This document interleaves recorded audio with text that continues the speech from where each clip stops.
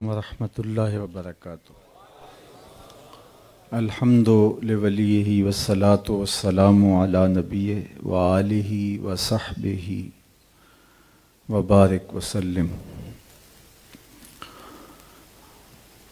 عالی مرتبت صدر مجلس حاضر، محتشم سامعین حاضرین،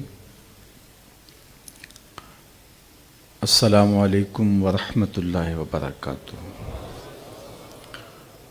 ابھی نغمہ نعت کی دل آویز صدائیں روح اور قلب کی تسکین کا ساماں ہو رہی تھیں، اور چونکہ نماز مغرب کے بعد بہت احباب تشریف لائے تو اتنا زیادہ انتظار مناسب نہیں تھا، ورنہ اس سلسلے کو مزید طول دیتے تو تسکین طبع اور قرار باطن کا ساماں حاصل ہو پاتا۔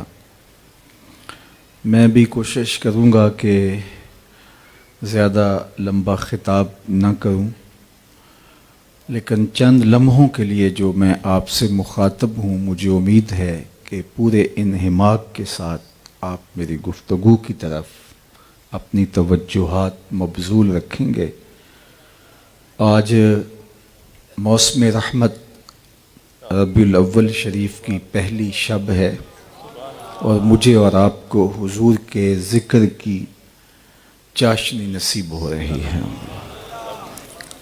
جو ہی یہ موسم نور جلوہ گر ہوتا ہے تو روحیں سرشار ہونا شروع ہو جاتی ہیں، قلب فرحت پاتے ہیں، روحوں کو ٹھنڈک ملتی ہے، اس لیے کہ ان کا نام اتنا میٹھا اور دل آویز ہے۔ شیخ مہدی الفاسی مطالع المسرات شرح دلائل الخیرات میں لکھتے ہیں، حضور علیہ السلام کا ذکر سن کر جس شخص کے کلیجے میں ٹھنڈ نہیں پڑتی، اس کے سینے میں دھڑکنے والا دل کسی مومن کا دل ہی نہیں ہو سکتا۔ تو یہ تو ہمارے لیے ایک سہانا لمحہ ہے کہ ہم حضور علیہ السلام کے ذکر کی لذات سے بہرہ ہو رہے ہیں۔ اور آج محبت رسول کانفرنس کے عنوان سے منعقدہ پروگرام میں ہم حاضر ہیں۔ یہ کوئی ایسا لفظ نہیں ہے کہ جو ہم نے پہلی بار سنا ہو۔ جب سے ہوش سنبھالی ہے ہم محبت کے لفظ سے آشنا ہیں، اور محبت کے مفہوم سے تو ہوش سنبھالنے سے پہلے ہی آشنا ہیں۔ اہل سخن نے، شعراء نے، دانشوروں نے محبت کے بارے میں اتنا کچھ لکھا کہ اس کا احاطہ ممکن نہیں ہے۔ کسی نے کہا کہ کسی کے لیے رجحان قلب محبت کہلاتی ہے، کسی نے کہا کہ بہت سارے لوگوں میں کسی ایک کو ترجیح دینا محبت کہلاتا ہے،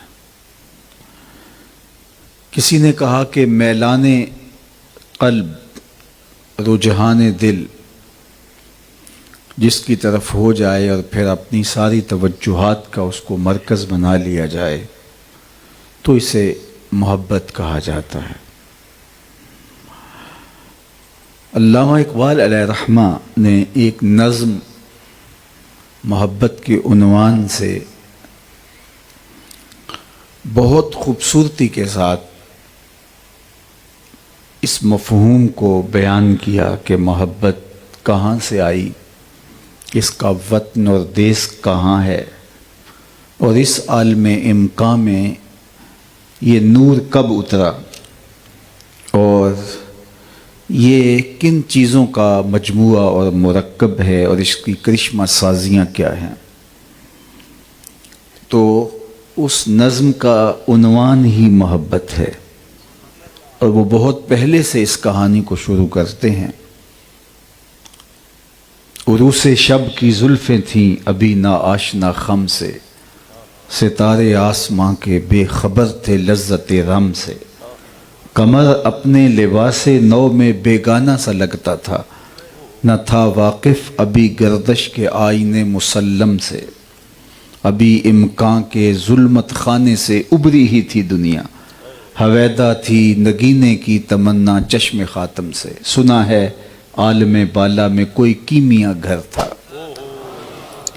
سنا ہے عالم بالا میں کوئی کیمیا گھر تھا، صفا تھی جس کی خاک پا میں بڑھ کر ساغر جم سے، لکھا تھا عرش کے پائے پہ ایک اکسیر کا نسخہ، چھپاتے تھے فرشتے جس کو چشم روح آدم سے، نگاہیں طاق میں رہتی تھیں لیکن کیمیا گر کی، وہ اس نسخے کو جانتا تھا بڑھ کر اسم اعظم سے، بڑا تسبیح خوانی کے بہانے عرش کی جانب، تمنائے دلی بھر آئی سائے پیہم سے، پھر آیا فکر اجزا نے اسے میدان امکان میں، چھپے گی کیا کوئی شے بارگاہ حق کے محرم سے، چمک بجلی سے پائی چاند سے داغ جگر مانگا، حرارت لی نفس ہائے مسیح ابن مریم سے، ذرا سی پھر ربوبیت سے شان بے نیازی لی، ملک سے عاجزی افتادگی تقدیر شبنم سے، پھر ان اجزاء کو گھولا چشمہ حیوان کے پانی میں، مرکب نے محبت نام پایا عرش اعظم سے، محوس نے یہ پانی پھر ہستی نوخیز پہ چھڑکا، گرا کھولی ہنر نے اس کے گویا کار عالم سے، ہوئی جنبش ایاں ذروں نے لطف خواب کو چھوڑا، گلے ملنے لگے اٹھ اٹھ کے اپنے اپنے ہم دم سے، خرام ناز پایا آفتابوں نے ستاروں نے، چٹخ غنچوں نے پائی داغ پائے لالا زاروں نے۔ اقبال کا نقطہ نظر یہ ہے کہ یہ آسمانی تحفہ ہے جو حضرت آدم اپنے ساتھ لے کر کے آئے، اور اگر میں اس عنوان کو آگے بڑھاؤں تو درد محبت سینے میں رکھا اور پھر اس دنیا کے اوپر بھیج کر کے ہجر کی لذتیں بھی کاٹنے کو کہا گیا تاکہ نسل انسانی اس درد کی کیفیتوں سے آشنا ہو۔ تو محبت ایک تقدس مآب جذبہ ٹھہرا، اور یہ آسمانی تحفہ ہے جس کو ہمارے جد امجد اپنے ساتھ لے کر اپنے دل میں سمو کر کے اس دنیا پر تشریف فرما ہوئے۔ تو جب یہ ہمارا ورثہ ہے، ہماری طبع کے اندر راسخ ہے، اور ہم محبت کے بغیر رہ نہیں سکتے، تو پھر ہمیں کوئی محبوب تلاش کرنا ہوگا، چونکہ جب دل ہے تو کوئی دل بر بھی ہوگا۔ غالب نے کہا تھا کہ جاں اگر دل غم اگرچہ جاں گسل ہے، پہ کیا بچیں کہ دل ہے، غم عشق اگر نہ ہوتا غم روزگار ہوتا۔ اس نے کہا جب سینے میں تڑپتا ہوا دل رکھتے ہیں تو پھر لازمی ہے کہ اس دل کے اندر کسی کو بسانا بھی پڑے گا۔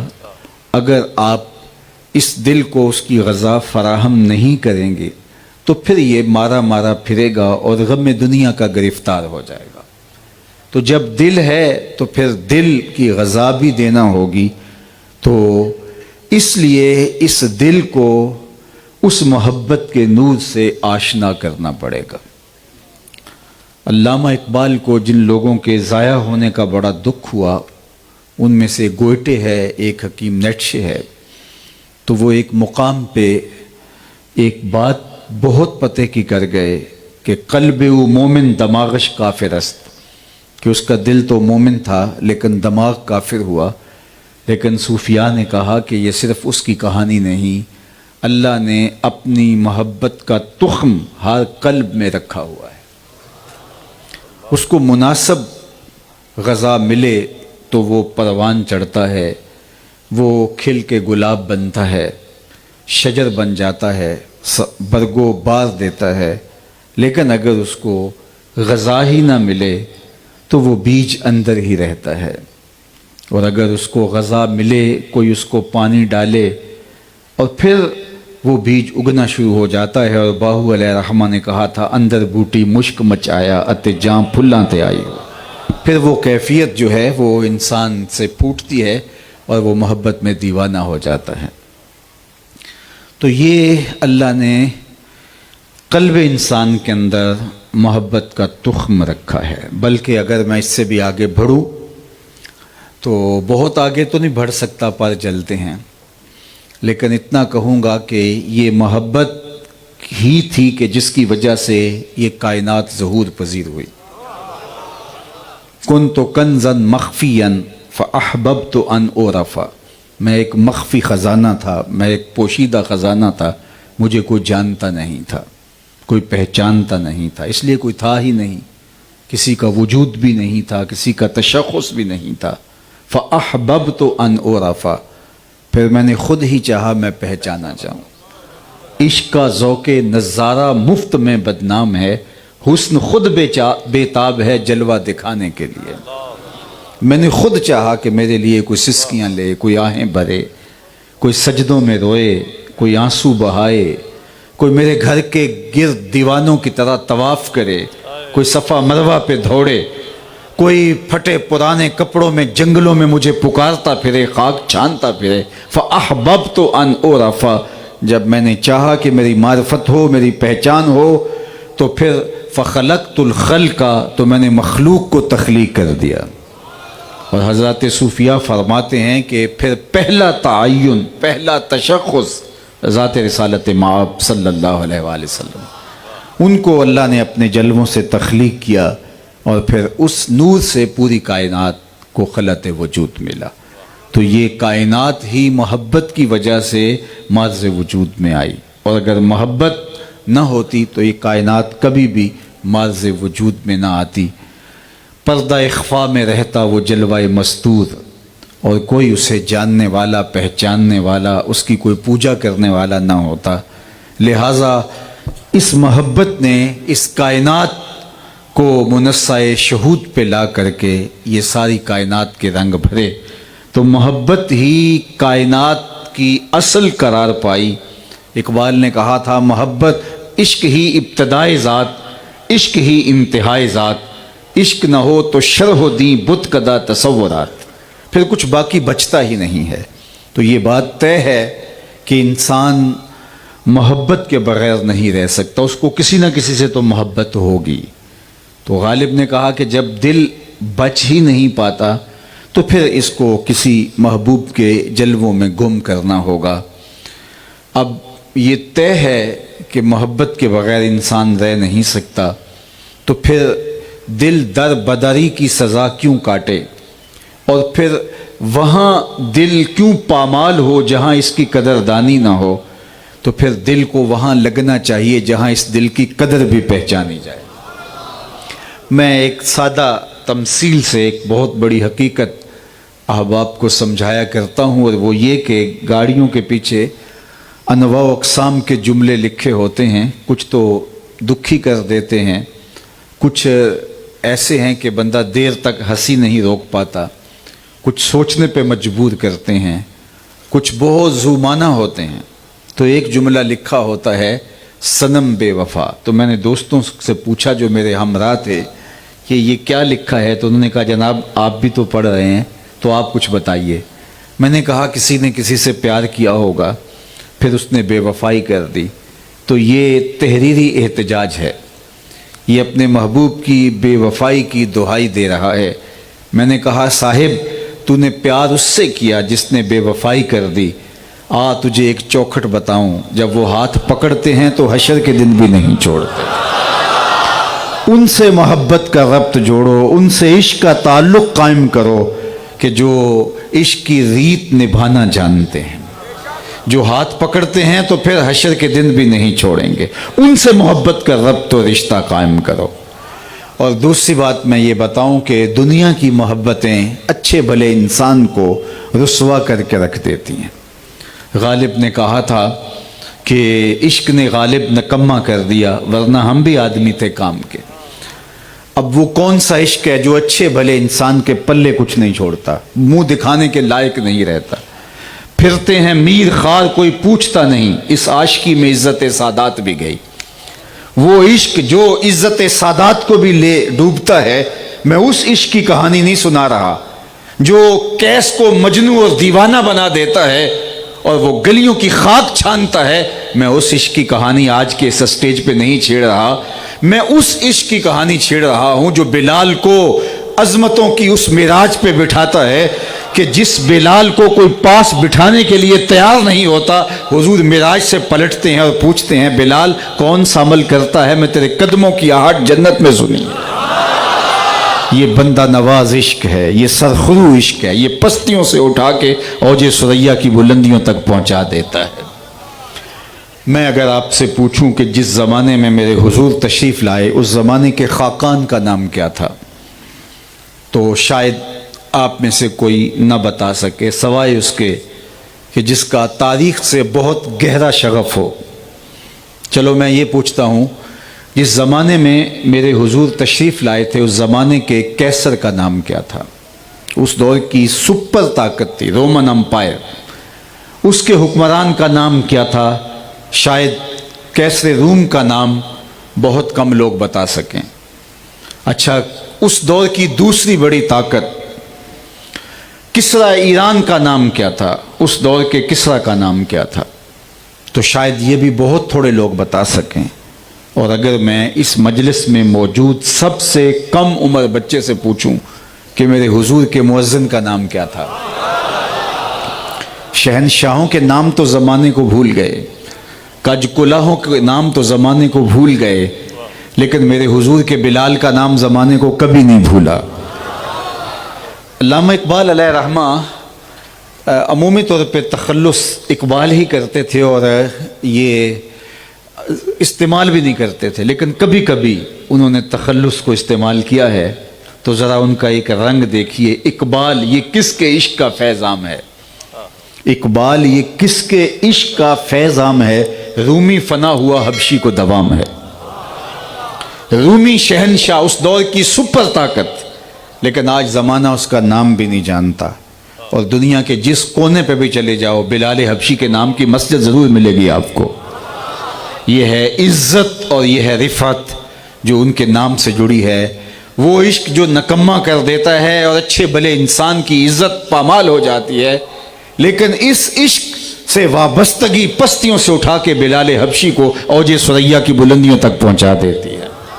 اللہ اکبر۔ عرض تہامہ سے حضرت عمر گزرے تو بچوں کی طرح بلک بلک کے رونے لگے، تو کسی نے کہا عمر 23.5 لاکھ 24 لاکھ مربع میل کی حکمرانی ہے اور تم یوں رو رہے ہو جس طرح بچے روتے ہیں۔ کہا کہ یہی جگہ تھی، میرے باپ نے مجھے کہا تھا کہ ان 5 اونٹوں کو لائن میں قطار میں کھڑا کرو۔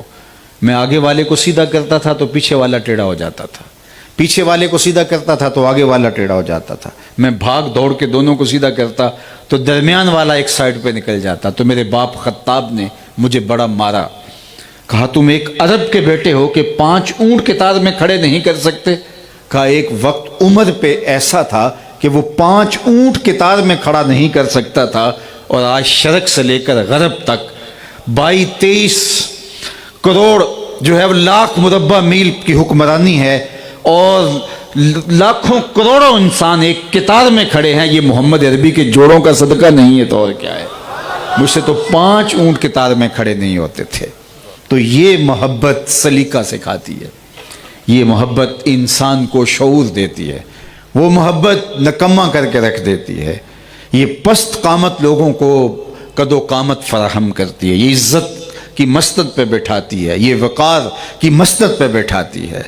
دنیا کی محبتیں تقسیم کرتی ہیں، توڑتی ہیں۔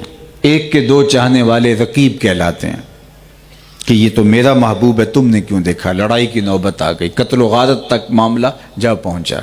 ایک کے چاہنے والے 2 رقیب ہوتے ہیں، لیکن میرے حضور کے چاہنے والے کروڑوں آپس میں حبیب ہوتے ہیں۔ ساری محبتیں رقیب پیدا کرتی ہیں، لیکن حضور کی محبت حبیب پیدا کرتی ہے۔ اللہ اکبر۔ اقبال نے کتنی خوبصورت بات کہی، دل بمحبوب حجازی بستائیں۔ ذرا شعر کا حسن دیکھیے، دل بمحبوب حجازی بستائیں، زیں جہت با یک دیگر پیوستائیں. کہا ہمارے دل حضور سے جڑے ہوئے ہیں، ہم اس وجہ سے ایک دوسرے سے جڑے ہوئے ہیں. حضور کی محبت جوڑتی ہے، توڑتی نہیں. یہ جو 72 فرقے بنے ہیں، اگر محبت کا جمال ہوتا تو یہ فرقے نہ بنتے، یہ امت بنتی. چونکہ محبت توڑتی نہیں ہے، محبت جوڑتی ہے. فرقے حسد سے بنتے ہیں. استاد ابراہیم ذوق نے کہا تھا، ہفتاد و دو فریق حسد کے عدد سے ہیں، اپنا یہ طریق کے باہر عدد سے ہیں. کہا یہ 72 کے اگر حروف جو ہے وہ ابجد نکالے جائیں تو وہ 72 بنتے ہیں. تو کہا حسد کے حروف کے جو ہے وہ عدد 72 ہیں، تو یہ ہفتاد و دو فریق جو ہیں یہ حسد کی وجہ سے ہیں. محبت توڑتی نہیں ہے، محبت جوڑتی ہے. اس لیے دل با محبوب حجازی بستائم، زیں جہت با یک دیگر پیوستائم. چون گلے صد برگ مارا بو یکیست، او کے جانے ای نظاموں او یکیست. مستے چشم ساکیے بتہاستیم، در جہاں مثل مو می ناستیم. وہ ایک محبت نے جوڑ دیا مختلف قبائل، مختلف خطوں اور مختلف بولیاں بولنے والے لوگوں کو. بلال حبشے سے تھے، صہیب روم سے تھے، سلمان فارس سے تھے، ابو ہریرہ یمن سے تھے، حضرت ابو بکر رضی اللہ تعالی عنہ مکہ المکرمہ سے تھے، حضرت سعد مدینہ المنورہ سے تھے. کس کس خطے سے آئے، لیکن ایک جمعیت بن گئی، ایک قوم بن گئی. کون سی چیز تھی جس چیز نے ان کو جوڑ دیا اور امت واحدہ بنا دیا؟ وہ حضور کی محبت تھی. آج میں اور آپ اپنی محبت کا جائزہ لیں. اگر حقیقی محبت حضور کی سینے میں موجود ہے تو ہم اس محبت کے نتیجے کے اندر حضور کے غلاموں کو اپنے قریب کریں گے. توڑنے کی بدکاری نہیں کریں گے، جوڑنے کی محنت کریں گے. محبت کا یہ لازمی تقاضا ہے کہ جب ہم اس ایک ذات سے محبت کرتے ہیں، مست چشم ساکیے بتہاستیم، در جہاں مثل مو می ناستیم. بلکہ کہا چوں گلے صد برگ مارا بو یکیست. گلے صد برگ وہ پھول جس کی 100 پتیاں ہوتی ہیں. یہ جو گیندے کا پھول ہوتا ہے 100 پتیاں اس کی ہوتی ہیں. گلے صد برگ، ہر پتی کا سائز اور ہر پتی کا کہ رگو ریشے الگ ہوں، لیکن ہر پتی سے نکلنے والی خوشبو ایک ہی ہوتی ہے. تو کہا کہ خطہ کوئی بھی ہو، علاقہ کوئی بھی ہو، بستی کوئی بھی ہو، برادری کوئی بھی ہو، کاروبار کوئی بھی ہو، جب تم محمدی رنگ کے اندر رنگ گئے، تم سے ایک ہی مہک محمد عربی کی آنی چاہیے. پھر تم امت واحدہ بن کے اٹھو گے اور زمانے کے اوپر چھا جاؤ گے. تو یہ محبت تمہیں جمعیت کا پیغام دیتی ہے، محبت تمہیں جوڑتی ہے. محبت وسعت معاب ہے. محبت بکھرے ہوئوں کو ایک مرکز پہ لا کے جمع کرتی ہے. محبت جو ہے وہ امت واحدہ بنانے کی ضامن ہے. اس لیے دوسری محبتیں توڑتی ہیں، حضور کی محبت جوڑتی ہے. تو آئیے ہم ذات رسالت مآب صلی اللہ علیہ وآلہ وسلم کے ساتھ جب ادعائے محبت رکھتے ہیں، جب حضور کے ساتھ جب ہم جو ہے وہ عہد غلامی کرتے ہیں، اور ہمیں جب یہ دعویٰ ہے کہ ہم حضور کے غلام ہیں، تو پھر آئیے ہم ان کی غلامی کا رنگ روپ اپنے چہرے بشرے سے اور اپنے طرز زندگی سے اور اپنے انداز معاشرت سے چھلکتا ہوا دیکھ پائیں. اس لیے کہ محبت محض زبان کا دعویٰ نہیں، محبت دلیل چاہتی ہے، اور محبت سراسر عمل کا نام ہے.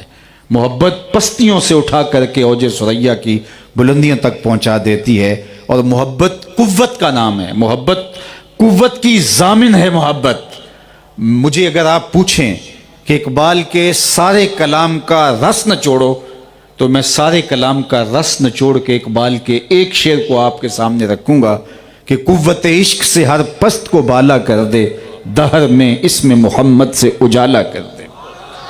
تو محبت پست کو بالا کرتی ہے اور یکجا کرتی ہے، اور دہر میں اسم محمد سے اجالا ہوتا ہے.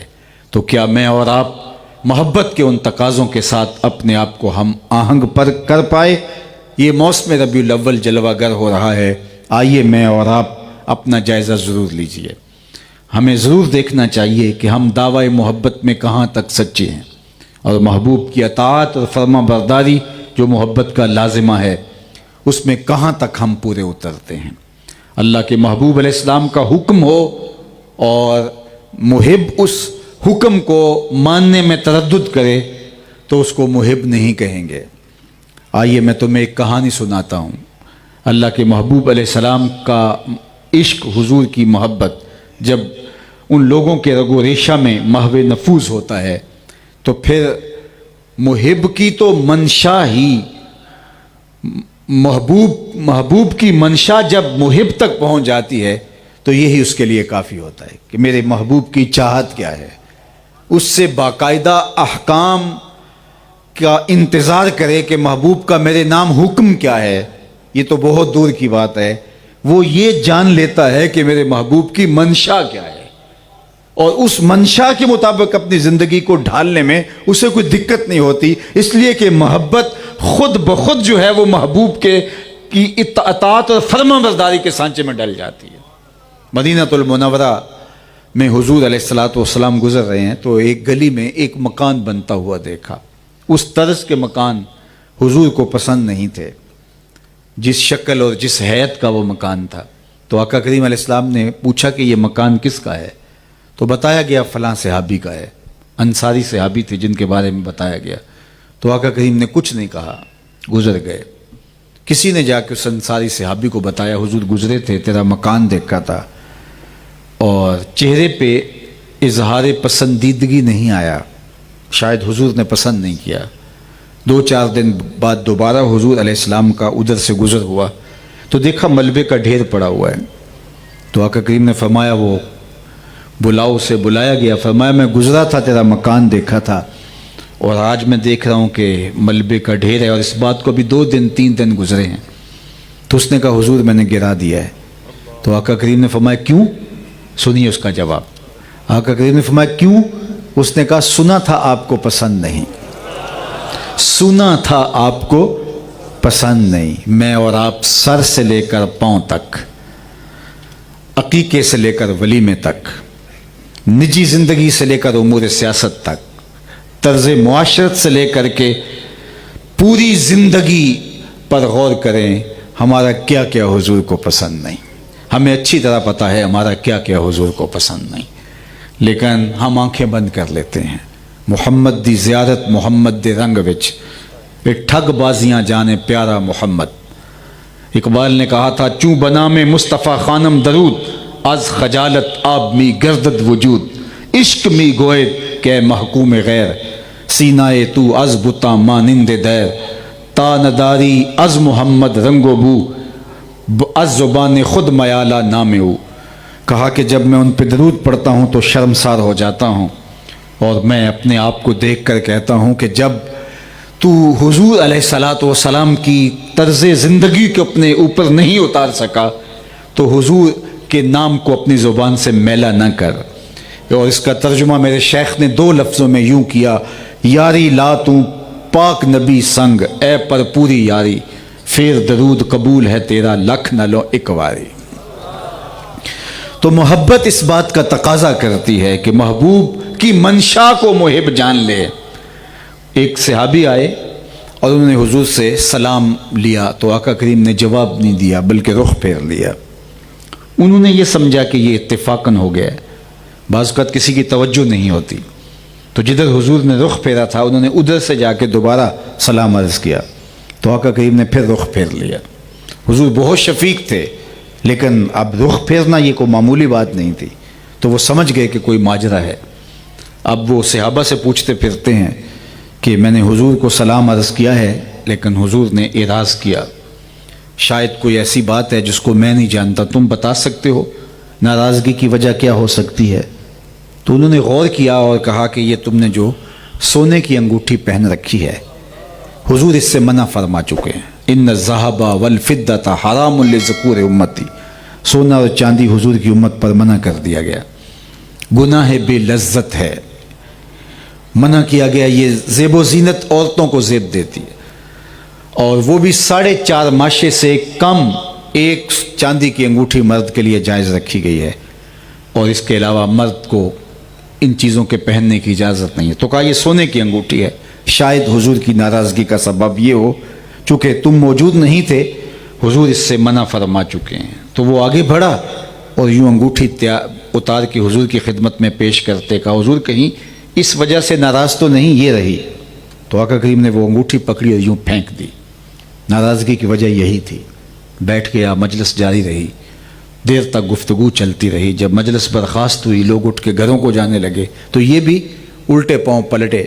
تو کسی نے کہا وہ جناب انگوٹھی تو اٹھا لو، تم تو شرعاً نہیں پہن سکتے لیکن تمہاری بیوی کے لیے پہننا تو جائز ہے۔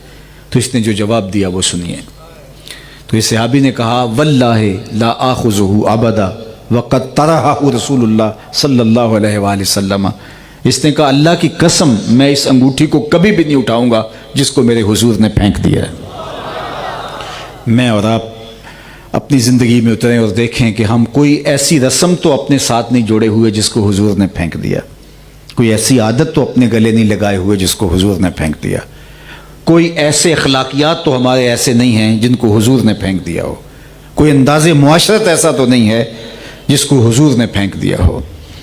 اور اگر ہمارے ساتھ ایسی بہت ساری چیزیں جڑی ہیں جس سے حضور نے بیزاری کا اظہار کیا ہے اور ہم ان کو اختیار کرتے ہیں اور سمجھتے ہیں کہ ہم بہت بڑے محب رسول ہیں، تو سوالیہ نشان ہمارے اوپر کھڑا ہوتا ہے کہ ہم کھڑے کہاں ہیں۔ تو محبت تو حکم تو دور کی بات ہے، محبوب کا حکم آنا اور محبوب کا فرما دینا وہ منشا ہی کافی سمجھتا ہے، یہ محبت کا تقاضا ہے اور یہ محبت کے لوازمات سے ہے۔ تو کہا واللہ لا آخذہ ابدا وقد طرحہ رسول اللہ صلی اللہ علیہ وآلہ وسلم، جس کو میرے حضور نے پھینک دیا ہے اس کو کبھی بھی میں نہیں اٹھا سکتا۔ تو آئیے میں اور آپ محبت کے اس روپ کو اختیار کیجئے، محبت کے اس رنگ کو اختیار کیجئے، اپنے انداز زندگی پہ غور کیجئے۔ بہت زندگی بیت گئی، 60 سال 50 سال 20 سال 50 سال، بہت نیڑے ہے قبر۔ ہم اللہ کے حضور پیش ہونے والے ہیں، اس کے رسول کے سامنے بھی ہم نے حاضر ہونا ہے، قبل اس سے کہ وہ وقت آئے کوئی حجت باقی نہ رہے۔ پھر انسان کہے تھوڑی سی تو زندگی تھی، اللہ اس کے رسول کے بتائے ہوئے طریقے کے مطابق بھی گزار کے آ سکتا تھا، میں نے کیوں نہیں گزاری؟ لیکن پھر پچھتانے سے کیا فائدہ؟ آج کا پچھتاوا کل کی بہتری کی ضمانت ہے، کل کا پچھتاوا سوائے حسرت بڑھانے کے علاوہ اور کچھ نہیں ہوگا۔ وقت پر کافی ہے قطرہ بھی آب خوش ہنگام کا، جل گیا جب کھیت برسا می تو پھر کس کام کا۔ اور میرے امام نے کہا تھا آج لے ان کی پناہ، آج مدد مانگ ان سے، کل قیامت کو نہ مانیں گے اگر مان گیا۔ تو آج مجھے اور آپ کو اپنے اوپر غور کرنا ہوگا، سویر سے لے کر شام تک اپنی زندگی کو اپنے سامنے رکھ کے اس کو پرکھنا ہوگا، اپنی راتوں کو، اپنے شب و روز کو، اپنے کاروبار کو، اپنے انداز معاشرت کو، اپنے طرز زندگی کو، اپنے رویوں کو، اپنے اخلاقیات کو، اپنی زندگی کے ایک ایک گوشے پر نظر ڈالنا ہوگی کہ میرے پیارے محبوب علیہ السلام کا اس حوالے سے کیا حکم ہے، کیا منشا ہے اور شریعت کا کیا تقاضا ہے اور میں کہاں کھڑا ہوں۔ تو اگر ہم اپنے آپ کا محاسبہ کر کے اپنی زندگی کو ان خطوط پہ لے آتے ہیں تو ہمارا میلاد میں آنا حضور علیہ السلام کی خوشنودی کا باعث بن سکتا ہے۔ ورنہ ہم اگر ساری رات بھی کھڑے ہو کے درود پڑھتے رہیں اور حضور کے بتائے ہوئے طریق کے مطابق چلنے کے لیے آمادہ نہ ہوں تو پھر ہم کسی سے نہیں، خود سے سوال کیجئے ہم کھڑے کہاں ہیں اور ہماری زندگی کس سمت جا رہی ہے۔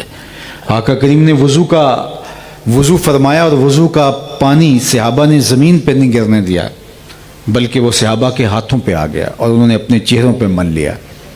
تو جب انہوں نے حضور کا غسالہ وضو کا گرا ہوا پانی اپنے ہاتھوں پہ لے کے اپنے چہروں پہ مل لیا تو آقا کریم علیہ السلام نے صحابہ کے اس محبت بڑے عمل کو دیکھ کے فرمایا کہ ما حملکم علی ھذا، صحابہ مجھے بتاؤ تمہیں اس چیز پر کس نے آمادہ کیا ہے؟ میں نے تو حکم نہیں دیا، اپنے وضو کے گرتے ہوئے پانی کو تم ہاتھوں پہ لے لو اور پھر اپنے چہروں پہ مل لو، یہ تمہارا عمل ہے، اس کا حکم میں نے تمہیں نہیں دیا لیکن تم نے یہ عمل کیا۔ ما حملکم علی ھذا، تمہیں اس بات پر کس چیز نے ابھارا؟ تو صحابہ نے جو جواب دیا وہ سنیے، انہوں نے کہا حب اللہ و رسولہ، اللہ اور اس کے رسول کی محبت نے۔ حضور کا پیار ہمیں اس بات کا تقاضا کرتا ہے کہ ہم آپ کے بدن سے چھوا ہوا پانی بھی زمین پر نہ گرنے دے، وہ ہمارے ہاتھوں پہ آئے اور ہمارے چہرے کا غازہ بنے اور ہماری آنکھوں کا سرما بنے اور ہم اپنے چہرے پہ، اپنے سینے پہ، اپنے بدن پہ ملیں۔ یہ ہے آپ کی محبت، جس محبت نے ہمیں اس بات کی طرف ابھارا کہ ہم اس پانی کو زمین پر نہ گرنے دیں۔ حضور علیہ السلام نے اس کی نفی نہیں کی، لیکن ایک اور بات ارشاد فرمایا جو یہ چاہتا ہے کہ اللہ اس کے رسول سے پیار کرے اور اللہ اس کا رسول اس سے پیار کرے، اس کو چاہیے اپنے ہمسائے سے سلوک اچھا کرے۔ جب وہ کسی سے عہد کرے تو اس عہد کو پورا کرے۔ تو حضور علیہ السلام اور فرمایا کہ جب بولے سچ بولے، 3 باتیں حضور نے فرمایا کہ جو چاہے، یعنی تمہارا یہ عمل کہ تم نے میرے وضو کے پانی کو زمین پر نہیں گرنے دیا، تمہارا عمل میں اس کی نفی نہیں کرتا، لیکن یہ تمہارا جس جذبے کے لیے یہ عمل کرنا ہے تو سن لو، تم میں سے جو کوئی چاہتا ہے کہ اللہ اس کے رسول سے پیار کرتا ہے اور وہ چاہتا ہے کہ اللہ رسول بھی اس سے پیار کریں، تو اس کو یہ 3 کام بھی ساتھ کرنے ہوں گے۔ ایک یہ کہ جب بھی بولے سچ بولے، اپنے ہمسایوں کے ساتھ سلوک اچھا کرے، اور جب اس کے پاس امانت رکھی جائے تو اس امانت کو ادا کرے، اللہ اکبر، عہد کو پورا کرے۔ یہ ہے حضور کی طرف سے تاکید محبین کے نام، ان کی محبت کا انداز، اس کی نفی نہیں۔ آج میں اور آپ اپنی محبت کے جو بھی رنگ، آہنگ اور ڈھنگ اختیار کرتے ہیں، یقیناً یہ آقا کریم کی محبت کی وجہ سے ہی پیدا ہوتے ہیں، لیکن حضور علیہ السلام کا یہ فرمانا اس لیے تھا کہ محبت کے ایک پہلو کو لے کر کے کہیں میری شریعت کو اور اخلاقیات کو نظر انداز نہ کر بیٹھو۔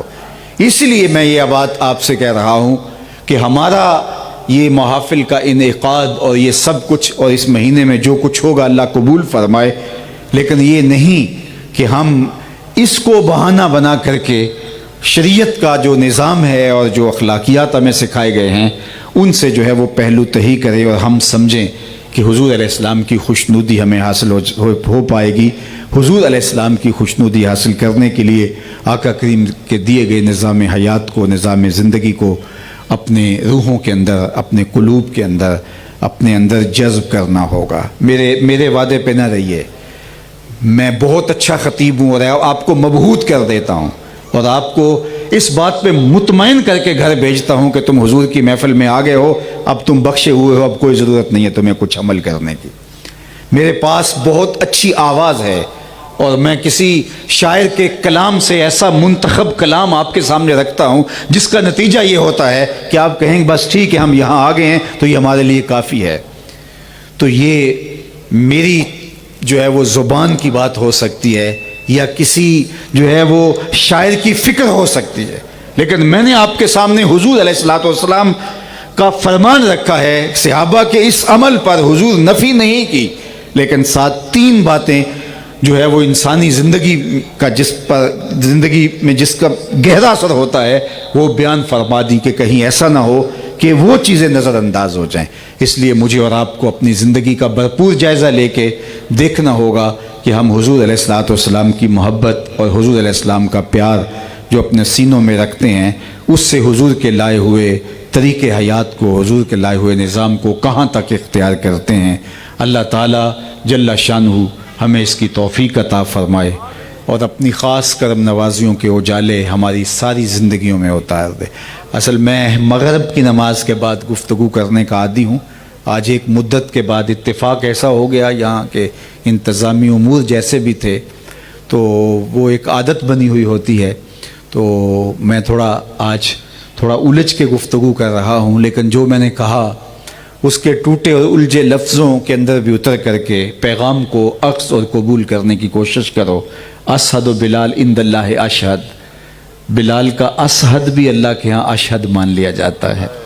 تو ان شکستہ لفظوں کے دامن سے نچڑتے ہوئے جذبوں کو کشید کر کے اپنی روحوں میں اتار لو، اور کوشش ہماری یہی ہونی چاہیے کہ حضور کے پیار میں تڑپیں، جانے دیں، قربان ہو جائیں، اپنی ایک ایک سانس ان کے نام لگا دیں، لیکن ان کے لائے ہوئے نظام زندگی کو، ان کی شریعت کو، جس کے لیے انہوں نے دکھ سہے، تکلیفیں سہی، وہ ہمارے عمل، رویے، چہرے بشرے انداز حیات سے دکھائی دے۔ میرے استاد فرمایا کرتے تھے یہ نہ ہو کہ لوگ تمہیں پوچھے تم کون ہوتے ہو اور تمہیں بتانا پڑے صاحب ہم مسلمان ہوتے ہیں، یہ دیکھو مذہب کے خانے میں اسلام لکھا ہوا ہے۔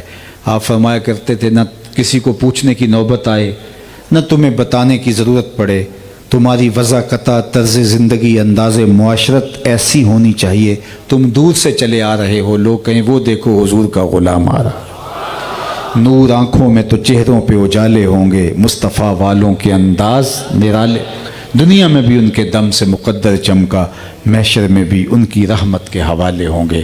وآخر دعوانا ان الحمد للہ رب العالمین۔